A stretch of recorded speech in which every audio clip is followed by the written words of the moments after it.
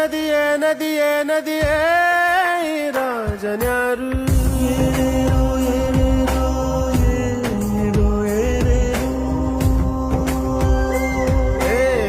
ವಿಧಿಯೇ ವಿಧಿಯೇ ವಿಧಿಯೇ ವಿಧಿಯೇ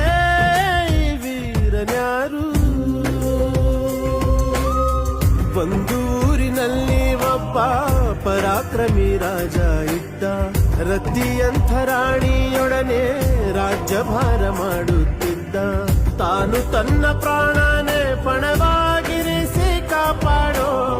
ಶಾಂತಿ ದೂತನ ಹಾಗೆ